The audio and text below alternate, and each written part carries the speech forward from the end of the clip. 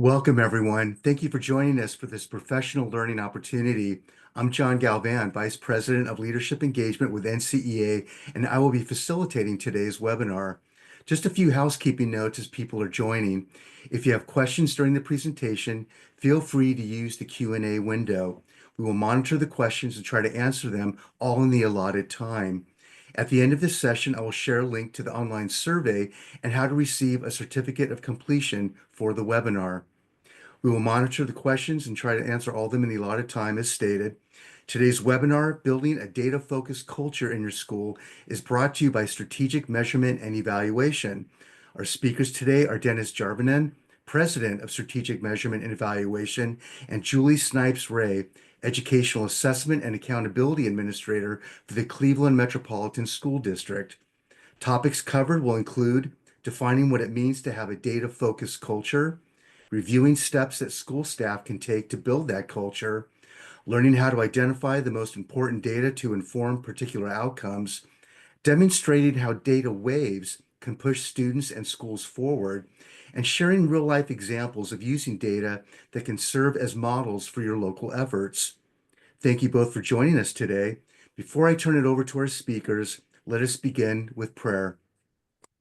In the name of the Father, and of the Son, and the Holy Spirit, amen. Loving and faithful God, we ask you to bless all students in Catholic schools. May they remain constantly curious in their pursuit of knowledge and truth. May they use their gifts and talents to spread your light and love throughout the earth. And may all of their learning ultimately draw them closer to your Son, Christ the teacher. We make this prayer in your holy name. Amen. In the name of the Father, and the Son, and the Holy Spirit. Amen. I now turn it over to Dennis and Julie. Thank you again for joining us today.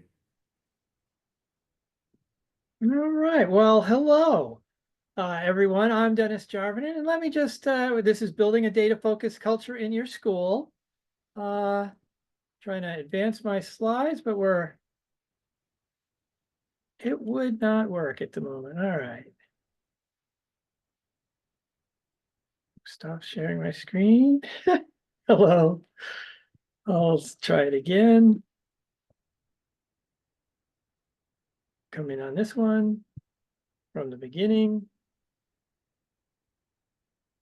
And there. Do we have everybody seeing the big idea for this webinar? Yes, sir. All right. Well, I start off with the big idea for the webinar as the first slide for a couple of reasons. First, I want to make sure that everybody's is here for the data culture webinar and not something else. So here's our big idea for this webinar. Educators now have more data available on student and school functioning than ever before. So building a data-focused culture that can identify and leverage that information to improve student and school outcomes is really a key to unleashing the power of the data that you have. This is how we're so that's the big idea for today. Here's how we're gonna go through the presentation. We're gonna start with introductions. Then we're gonna talk about what does it mean to have a data-focused school culture? What does it take to get that culture started? And is there a model that I could use as a reference point to kind of build my habits of how I go about following a data path? And I'll start with I'm Dennis Jarvinen. I'm the president of Strategic Measurement Evaluation. We're a national education company. We build assessments, we score assessments, and we report the results of assessments. So we've been doing this. This company's been around for about 20 years. Before that, I worked on state programs in Illinois and Delaware and Oregon as the contractors who helped build those state tests and get the items written, get the test administered, analyze the data, and help build the reports. So that's kind of my background. Julie, would you like to share a little bit about you? Hey, everybody. I'm Julie Snipes-Ray. I work for the Cleveland Metropolitan School District in Cleveland, Ohio. I've been working there over 20 years. I started as a data analyst and then became a manager of benchmark testing, director of testing, deputy chief of organizational accountability. And all that time I've worked a lot with testing, a lot with data research. So I've had quite a great career in Cleveland. And it's not over yet, Julie. Uh, Julie is also a PhD student currently at the University of Delaware. So I'll throw Right. that in for you. Yes, Now, I am getting my PhD in educational statistics and research methods. so we are the measurement type people who love talking data and bringing that data culture to schools. And Julie's done that throughout Cleveland Metropolitan School District. I've worked with districts across the United States while we build tests, a lot of our work is to make those tests useful. So the information from those tests can be leveraged to improve student achievement. And that those conversations that we have about data literacy and how to understand data and how to have a data culture are something that I know both Julie and I have done repeatedly over the last, 2 decades. So participants, now you don't have to raise your hand. You don't have to talk in the webinar if you don't want to, but we'd like you to share a little bit about why you signed up for this webinar in the chat. And Julie and John are monitoring the chat for us. And the idea is if we learn a little bit more about you and what brought you here, we can maybe tailor or ask questions or think about things that are more relevant to you as we go through. So I'll give you a few seconds just to type into the chat, let us know why you're here. And it can be we've had everything from my principal told me to be here to, I was just put in charge of data management for our district or our school.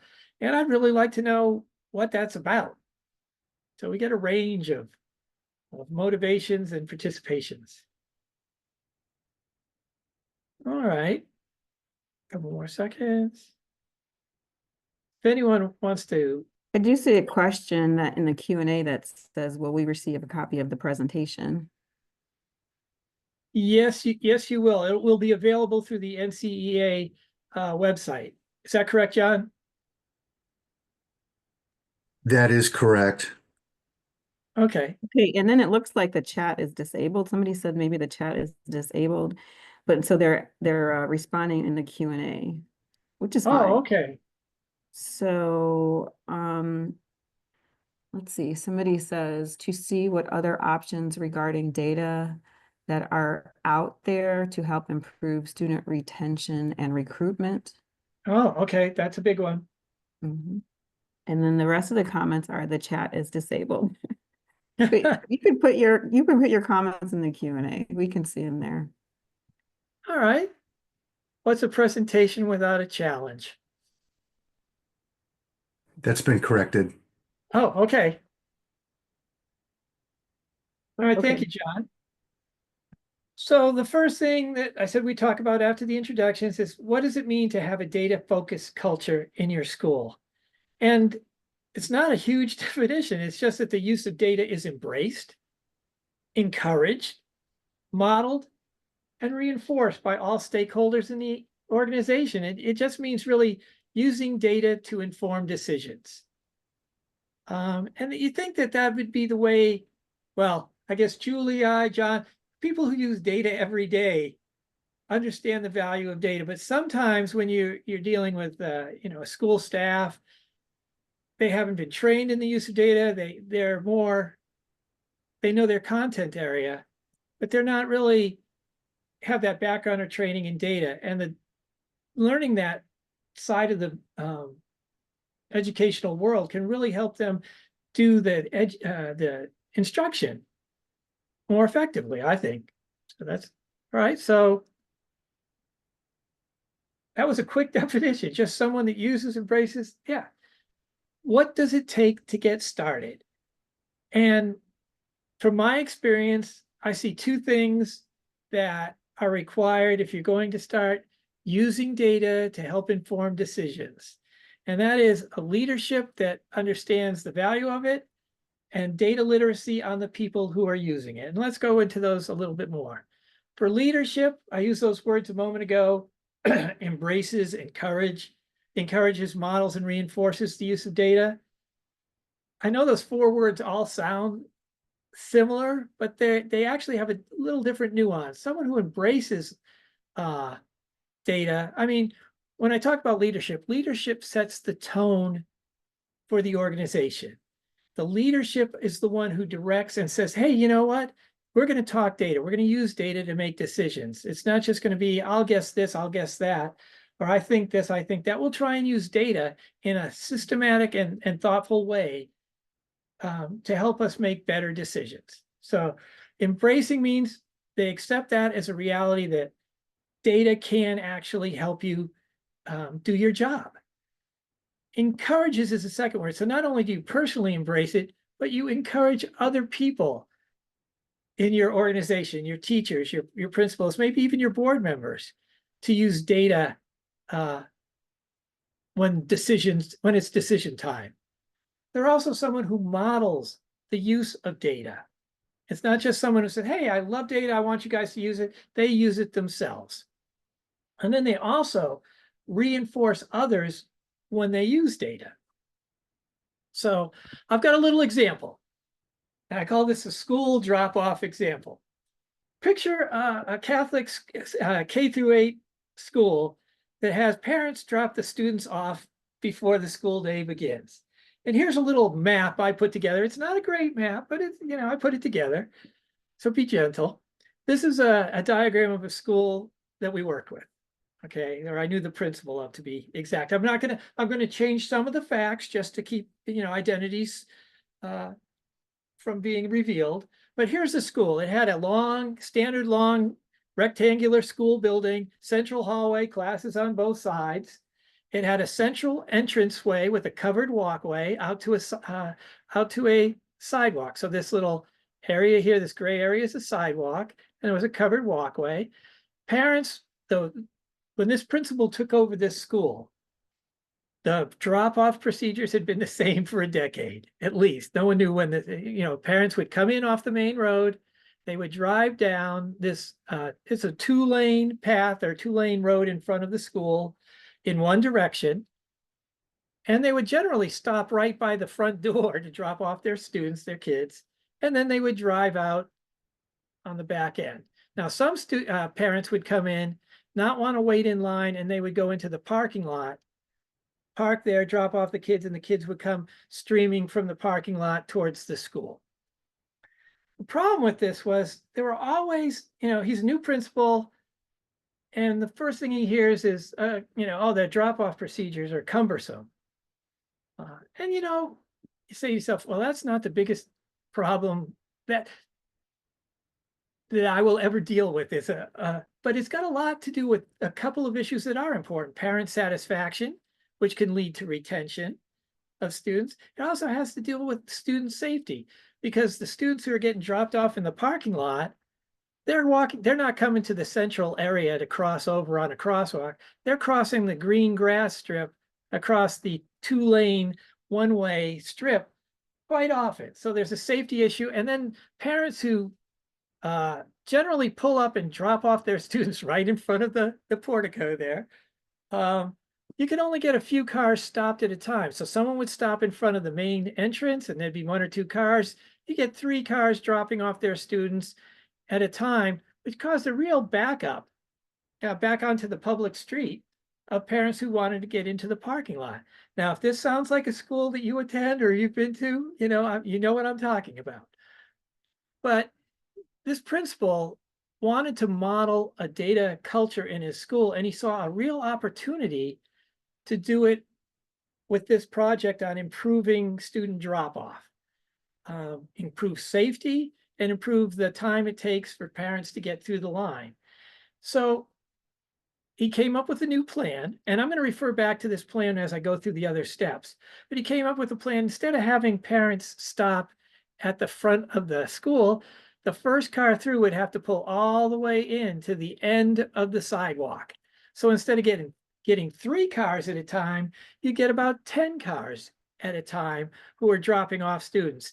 And he stationed the teachers who are on bus duty or drop-off duty at the front of the line, the middle, and at the end, so that they could wave parents on. Parents who tried to stop at the middle, who were the first parent to stop at the middle and didn't drive all the way down, they get waved on, no, drive down. So he started a new procedure that, how is he going to convince people that this is better? How is he going to use this project to build his data culture in the school? Well, what he did was he took some measurements of before and after, because everybody had their own opinion of the drop-off. Some who have had kids there at that school for generations said, no, this is the way we drop kids off. It's always worked. We don't need to change it. There's no problem here. Others were parents who complained all the time, said, this is really difficult. I have to wait a long time to drop off my student. There's got to be a better way. So he went out on a limb on one of his first big projects and tackled the drop-off. But what he did is he used data as part of his way to collect information, analyze it, think about it, and persuade others that there is a procedure that was better. So he measured things like, hey, if you go down the drop-off lane, how many cars went down the drop-off lane versus into the parking lot? Well, it was about 50-50 because parents didn't want to wait in line for the most part. They just wanted to get in and out as fast as possible. So they drive into the parking lot, drop off their students. And that was actually faster than going down the lane and following the drop off on the sidewalk procedure. He also, from a safety standpoint, cataloged how many students were crossing the grass, not at the main crosswalk. And in the couple days he did this, it averaged like 22 students a day were getting dropped off and crossing not in the crosswalk. And that's a real safety issue because this other thing pulls out of the drop-off line, the fourth category. What would happen is parents would drop off their students, and if the car in front of them hadn't got their students, their kids out of the car, they would put it their own car and drive and just go around the outside of the 2-lane drop-off lane. And that could be a real surprise. Often they were frustrated. They pulled out. You've got kids coming across the grass, and now you've got parents who are pulling out of the single file lane and causing another risk factor. So it actually is a kind of a serious issue. He implemented his new procedure. I won't go into all the communication he did with parents, but all that happened. Hey, we're going to start this new procedure. Here's how it's going to work. He waited a couple weeks after the procedure was in place so everybody could get used to it. And he went out and he did his measurements again. And when he did his measurements again, going down the drop-off lane, now instead of taking over 5 minutes, only took 3 minutes because you're getting, many more cars at the same drop-off cycle. More parents are starting to choose the drop-off lane because it's not the hassle it used to be. And dropping off in the parking lot is dropping dramatically. So instead of 50-50, it's now like 2/3 into the drop-off lane, 1/3 into the parking lot, which is really good. And the turnaround time for parents who are going in the drop-off lane had dropped to about 3 minutes. And that actually became faster than the kids who are getting dropped off in the parking lot. And I think that was because mostly parents who went to the parking lot had a reason for going there. It was going to be a more complicated drop-off now. Students crossing on the grass dropped to just 1, and pullouts totally dropped off because he put cones across the second lane. So that safety factor was eliminated, or that risk factor was eliminated. So what he had is he presented these data as part of the parent meetings, and he persuaded the group that yes, the new procedure was better, and that using data, which was kind of in the back of his mind the whole time, to persuade people and to monitor the effectiveness of a program is something that can really have an impact. And the complaints from parents dropped off. I'm sure if he had a parent satisfaction measure at the same time, that would have gone up. So there's a lot, even though there were a group that said everything's fine, we don't need to change, he was able to use through data as a model project to start building, hey, let's use data to help us make decisions. And it's really the projects that you're going to do in your district or at your school level that are going to be the vehicles, if I can use that phrase here, that are going to promote the use of the building of a data culture. Okay. So leadership has to embrace, there was an example there that we, a new person came in, understood it and shared a project because the projects are the vehicles. The other thing you really need if you're going to have a data-driven culture is the people in the culture need to have some data literacy. And I often say when we do trainings like this, I say, hey, if you go to France and you don't speak French, you don't understand what's going on around you. As um, if you're using data and you're the only one who knows how to build a table or what the table means or what the measurements mean, there's no communication. There's no value to that to your other members of your group, of your organization. And so data literacy enhances communication, and you have to have at least a basic level of data literacy amongst the stakeholders to make a project work. And now, if we were doing this in person, I would hand out at this point some individual student reports with data in the data boxes, and I would ask you to look at the stack I gave you and say, hey, could you sort these students from best to worst? Can you tell me what student needs help with writing? And you'd have to go through and have to understand, what it means to, what is a scale score? What is a percentile rank? Those are some basic data literacy points that you guys see every day. Does everyone in your group understand what they mean and how they work? And we usually find that out through the group exercise from your custom. And now I am trying to bring it back to, there we go. There we go. Slides. I like to think of data literacy when you think about it, and if you're going to do a training, basic, intermediate, and advanced, or basic, proficient, and advanced. The basic level, users can read and understand data. All those reports you get, whether it's state test scores or, Iowa scores or the extra reports you can buy and use from different programs, do they understand the basic elements and can they communicate those elements to, say, a parent? This is not a person that needs to access or analyze data or design data collection processes. They just need to be able to communicate about the data to others. And if you're going to do a project, if you're going to build a data literate culture, that basic level is really the first level that everybody has to be at who's in the stakeholder groups. Now, you can have some people who go ahead, who go to the intermediate/proficient level, and those are the people who can access and analyze data following a plan. So someone comes up with a plan and says, hey, we need to measure how many minutes each car takes once it goes past this point until it leaves this point over here. We need to know how many cars come in, whatever it is. So they didn't need to develop the plan, but they can go and they could be told what to do and execute it. Okay, and at the advanced level, those are the folks who usually design a data access and analysis plan. They know what data is used. They can tell good data from bad data. They're the experts. And it's good to have one in your group, but everybody at least has to be at the basic level for a data literate culture to take on.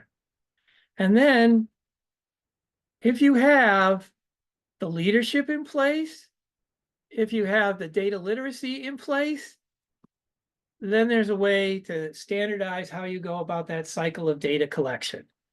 So if you're going to build a culture, you need the leadership and literacy, and then you need a model that you follow so it becomes a habit for everybody in the group and they understand what steps are in there. So we're going to take a look at that data cycle model right now. And this is, if you had a checklist, if you were building a new vehicle to convince people that using data is a good way to provide information for an issue, a policy, or question you're trying to explore or decide something about, then here's a good model to use. The first one is pick a problem. Understand what it is you want to know about. And there's no one better than you. And you know your schools, you have the insights into what's happening in issues and policies and questions. Like the person mentioned earlier, hey, retention is really an issue for us. How do we go about, we know at some point we reflected and we've got to the point where we've got to do something about student retention. Our numbers aren't right. So the first thing they do is probably collect the numbers on, hey, what's our current retention rates? How do we define retention? And what are our current rates? And that's a starting point for identifying the related data, doing some data collection, you analyze it and you find, okay, yeah, we really aren't doing very well on retention, or we could do better on retention. Then you take an action. You design a policy. And the policy is really, again, based on your insights, what you know about your population. It can use research as well. And then you keep making those measurements that you've been making before. So, okay, what is our retention rate? Let's implement the action and see how things work out. So what do you want to know? What policy issue or question is important? And by the way, there isn't just student retention. There are all kinds of topics that we've worked on in school settings that we've put programs together for, that we have helped build a data culture by building a successful data project. A lot of times it's on academic test scores. People want to know how to get their math scores or the reading scores up on the state test or on the Iowa test or whatever, tests you're using. A lot of student satisfaction, staff satisfaction, parent satisfaction. Sometimes staff gets skipped in that satisfaction cycle, but it's very important that, the staff is involved too. But you know your situation better than anyone else. You know which one of these or variables is something that you really want to take a look at. So I just put some up there just for a reference point on all the things that you can start your data culture using. Okay, make sure your goals anything you pick, make sure your data targets are aligned to your school's strategic goals. You want to be specific. Are these things that can be measured? Just like the cars pulling in and how long it took from the time it pulled in to the time it pulled out and how many were there. Those are very specific and clear and precise measures. And that's helpful. Then you want to, is it something that can be tracked over time? Set targets that are clear and then regularly review. So that cycle has those parts in it. When you talk about identifying data, a lot of times you have so much existing data, you don't need to create anything else. But sometimes you need a new measure. How to build a measure, that's something that sometimes you need to turn to outside help for to do it well. High quality versus low quality data. Is it something that Julie will talk about attendance data? We worked with a major urban West Coast school district that defined attendance. They were looking at a project and how it's impacted attendance, but attendance was recorded differently. There were 49 schools that were in the study, and they used 3 different ways across these schools for recording attendance for students. So it's very hard. The quality of the attendance data wasn't very good because it didn't mean the same thing from every source. But it was accessible. We did have accessibility to the data. So then you collect, you analyze, and when you analyze, you got to think of your audiences. Some audiences, like when that principal was implementing his audience was primarily parents. The kids don't care how they get dropped off, really.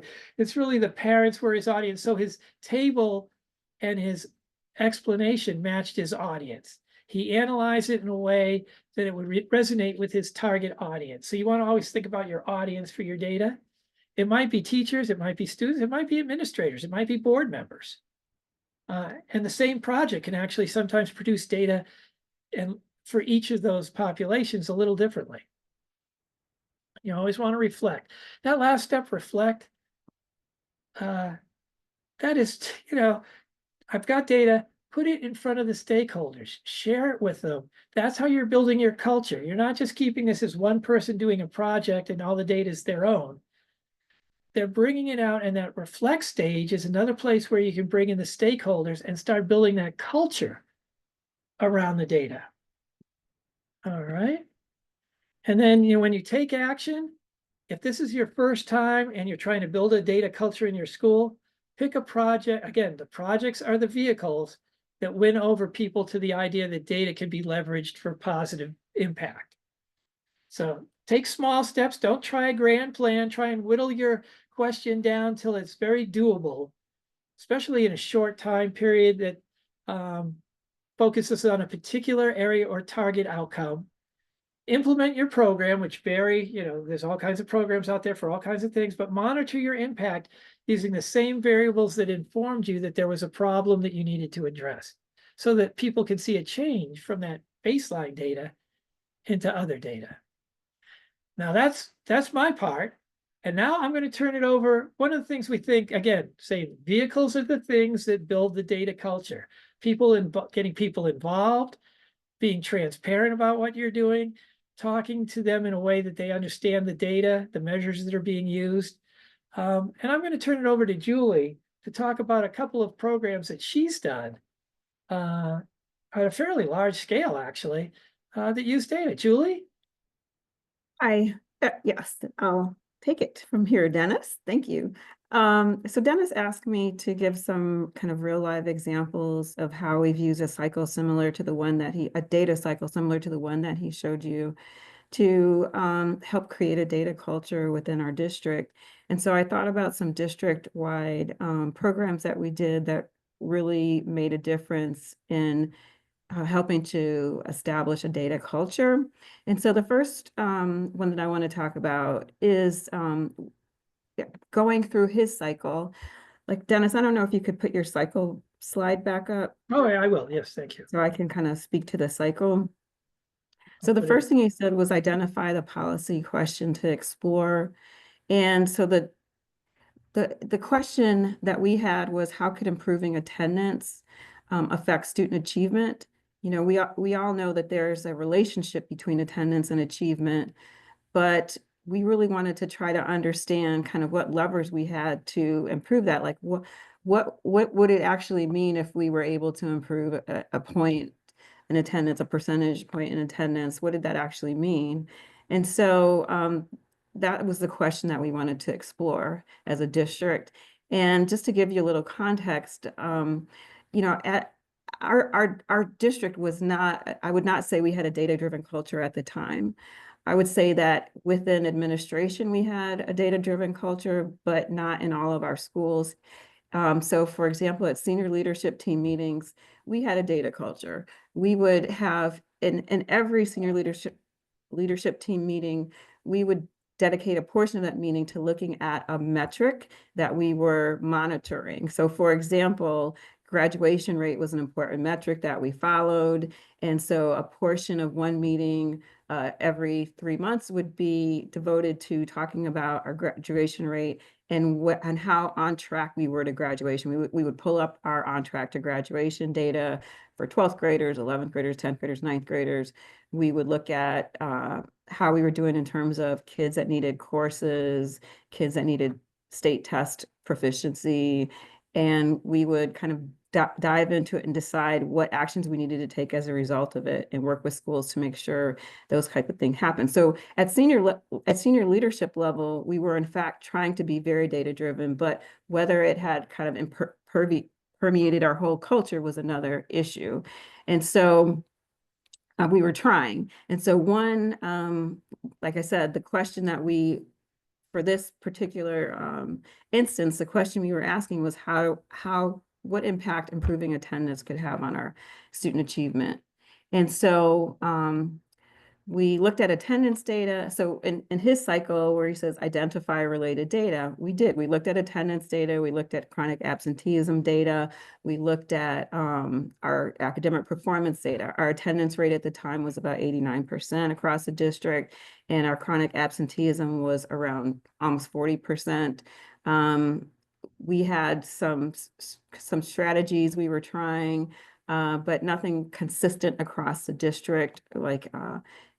But one of our analysts did some really in-depth analysis in the relationship between student attendance, really days missed of school, and student test scores. So he analyzed how many days students had missed and ran that against student test scores and other academic data. And we found that for our district, students who missed more than 10 days of school is where you saw the biggest drop off or inflection point in terms of academic performance.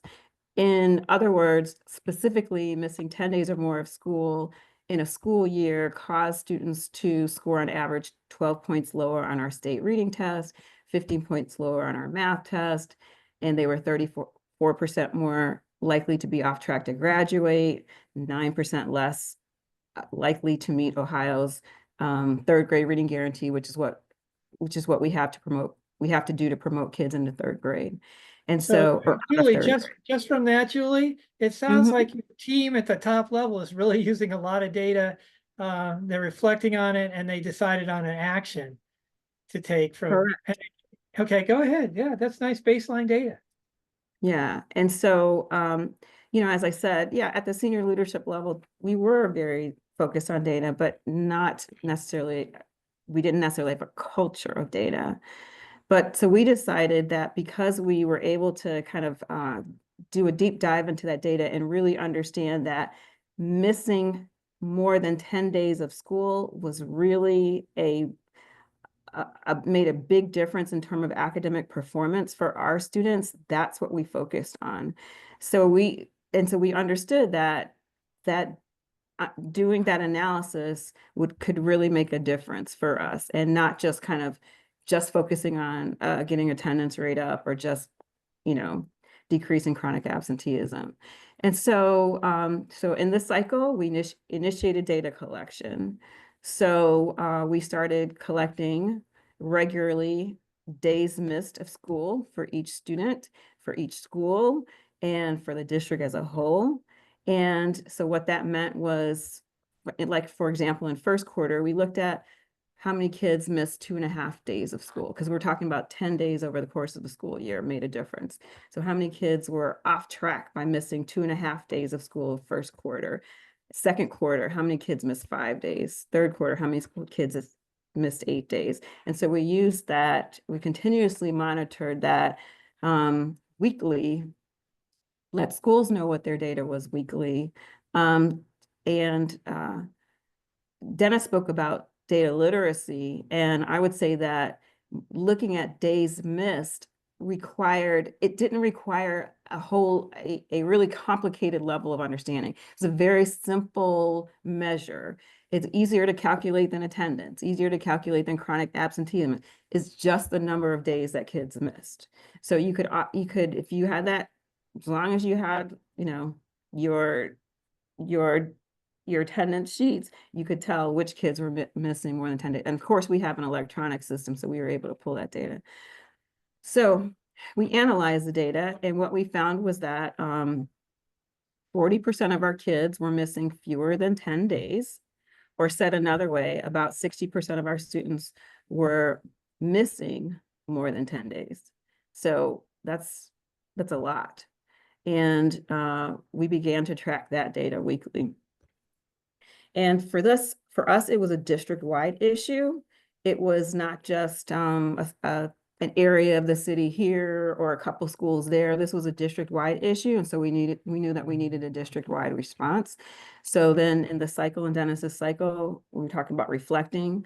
We had an internal committee come together to come up with a plan, and that involved external partners. We decided we needed to engage external partners in our attendance campaign. That's what we called it. And because it was not just a school issue, it was a city-wide issue. It was a parent issue. It was a community issue. It was a business issue. This affects business. It affected really the whole city. And so it became bigger than just the school district.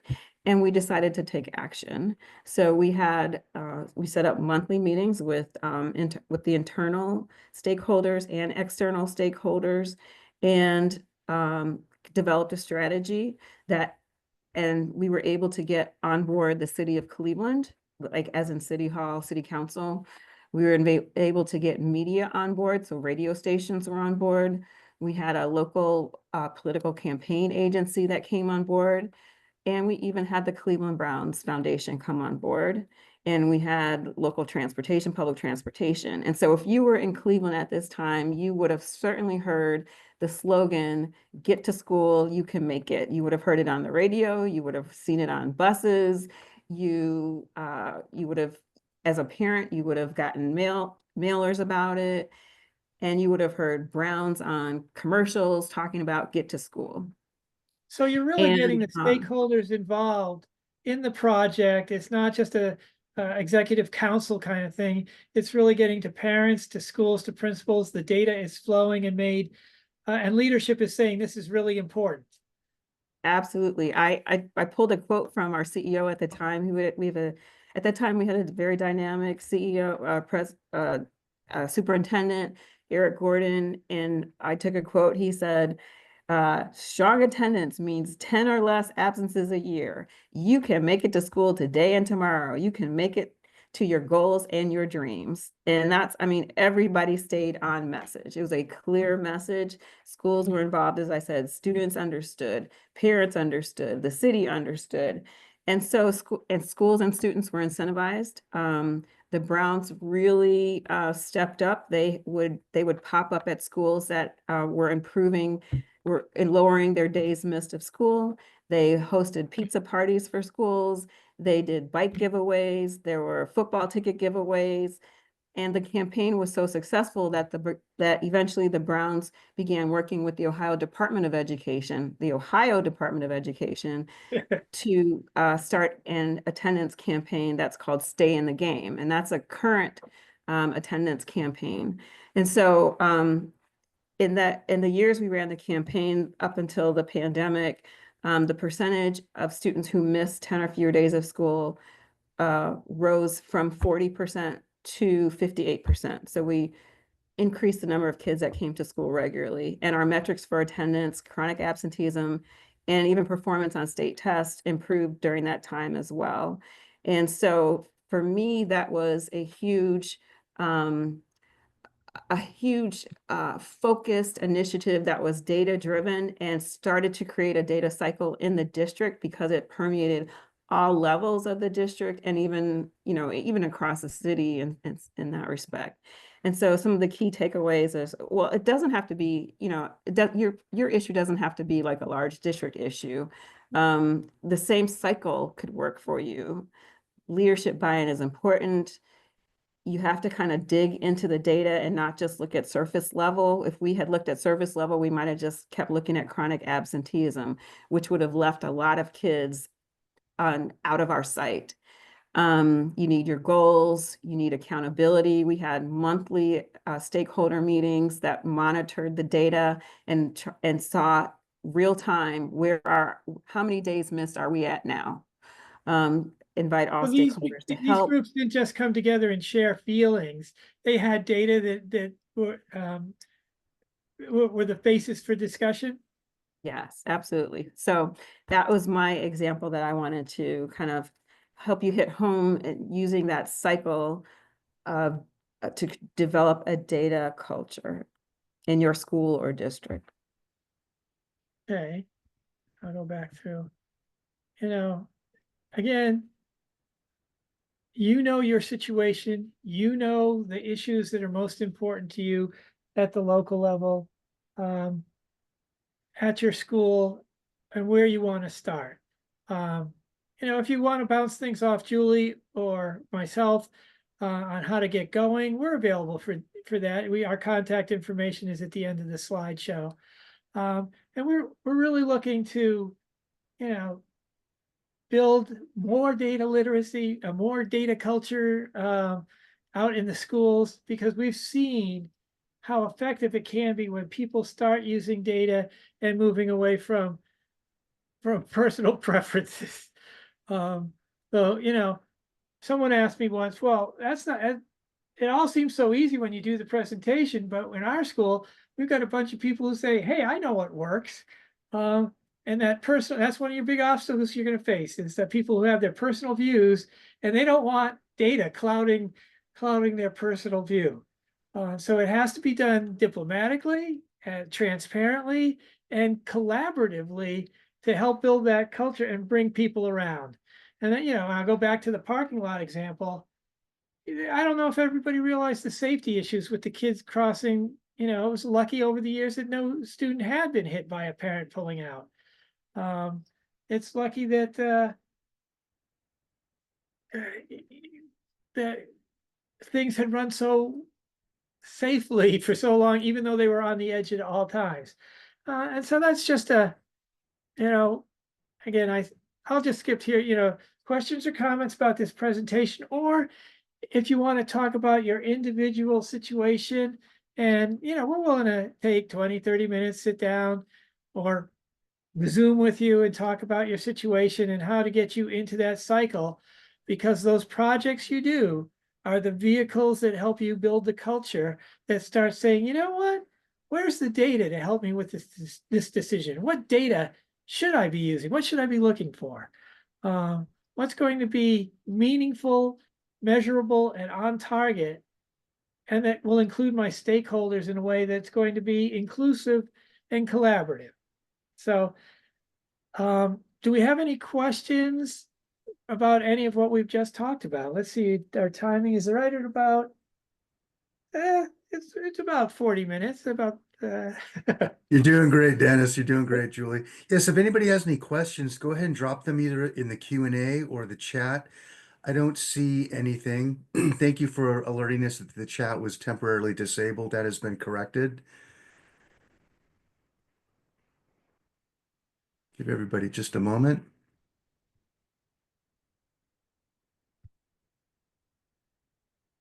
I don't see anything new. So with that, we have a thank you from Danielle. You're welcome. And some of you asked, this session is being recorded, so we have the ability to access this and review it when you need to. You've got Dennis's contact information here, as he said. Thank you for the overture, Dennis. If anybody has any subsequent questions, you can reach out to Dennis at Strategic Measurement and Evaluation. So I want to thank all of you for attending today's NCEA webinar. NCEA continuously strives to improve the quality of our services for our members based on feedback and data. We will use your input to inform future work and improve services. The survey in the chat box should only take you about 5 minutes. If you're interested in a certificate of attendance, please include your email address and name at the end of the survey. Since your certificate will be sent via automated email, please check your spam box if you don't see an email within just a few minutes. And with that, in the chat here, starting small for sure. It's so easy to get overwhelmed. Traffic dismissal procedures have hit home. Thank you, Alexa, for sharing that. This was great information, and thank you again, Dennis and Julie, and thank all of you for joining us today. God bless you for all you do for all those you serve. all right, well, thank you very much, John. Julie, thank you for being here. And again, we love data. And if you have a problem or a challenge and you want to talk about it, we'll be happy to do that. Wonderful. Thanks again, everybody. All right. Bye, everybody. Bye-bye.